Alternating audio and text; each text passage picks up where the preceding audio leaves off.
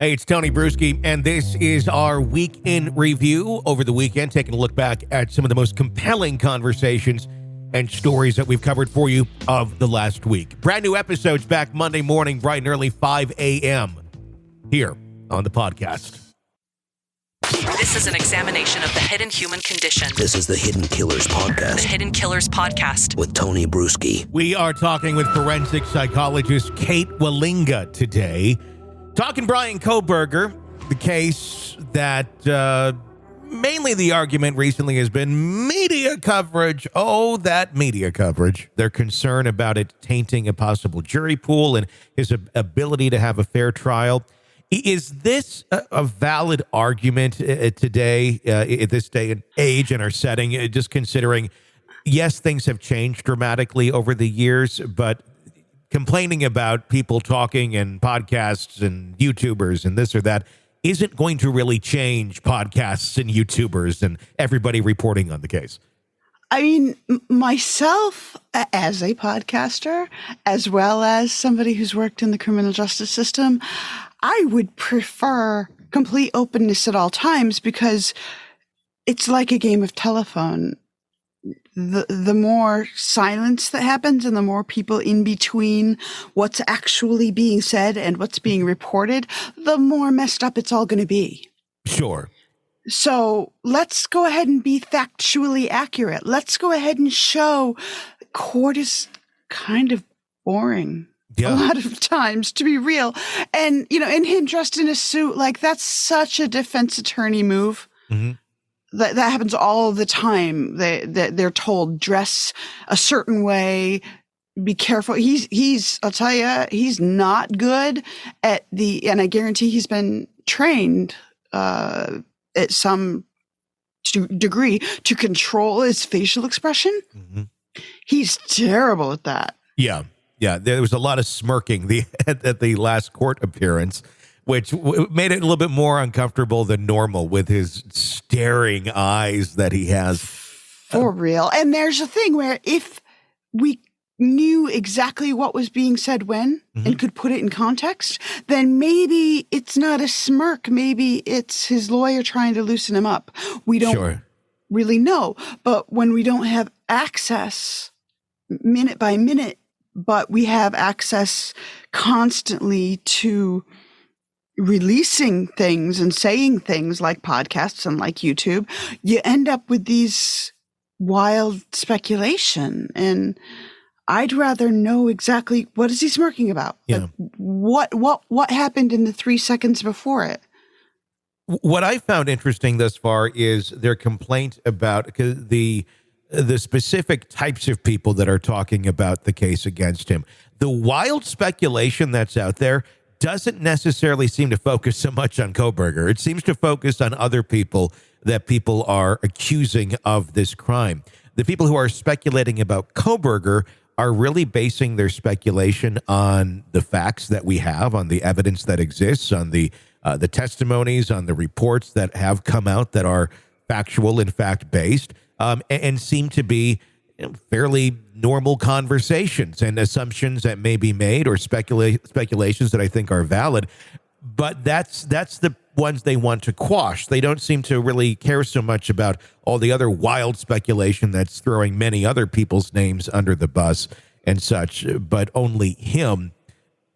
And I mean, of course. Yeah, and of course, man. And he's the one who seems to be, the speculation is there, and it is rampant because there's so much information and so much damning information. I don't know that it really helps him by not having his attorneys being able to speak and kind of control or correct a narrative, or some of the family being able to speak up and provide some of the narrative and some of the insight rather than just rampant speculation. No, but I would say that it helps him a lot to have people speculating wildly about other involvement, other people's involvement, other cases. That's much to his advantage. Sure. Because the more people you can say, well, maybe this, maybe that becomes the whole concept of reasonable doubt, which, look, the police have been so much more open with his case than they normally are.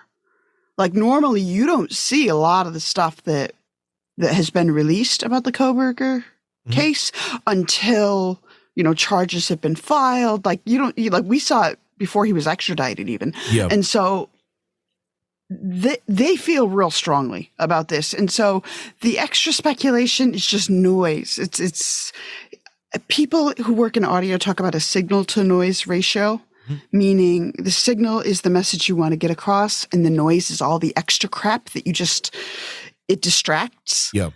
And that's all just noise, but that's to the defense's benefit. The more noise they have, the more chance they have to throw stuff at the wall and see if maybe we can get one juror to go not guilty. Yeah, no, you're exactly right. What's your take, speaking of speculation, Steve Gonsalves had recently stated that he believes that Kohberger murdered out of jealousy because of the girl's lifestyle, if you will. Do you feel that is an accurate statement for maybe some of the motive or some of the rage that this individual had behind him, allegedly? I think it's dangerous for a rational, visual quotes here, normal person to speculate about the motives of someone who is clearly unwell. Unsafe, unrational. It would meaning like we don't know. People who are sociopaths do not think the way that we do. They don't experience jealousy, rage, love, hate, anger, frustration, any of those emotions the way that we do. They may have them, but they feel different. So for instance, I've worked with one convicted and admitted murderer who killed another man whom he'd never met before. They were both in a bar, and the other man was served his drink. So like the bartender got the drink orders wrong, and the convicted murderer took this so personally that he killed the guy.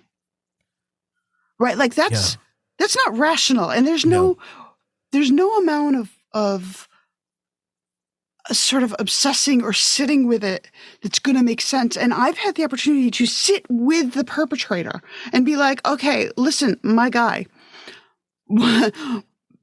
fill in my blank for me, please. What was that? Yeah. And he was like, in the moment, I felt so disrespected and I couldn't wait long enough to take that out on the bartender, but I had to act on it. And I was like, could you have just waited 5 minutes?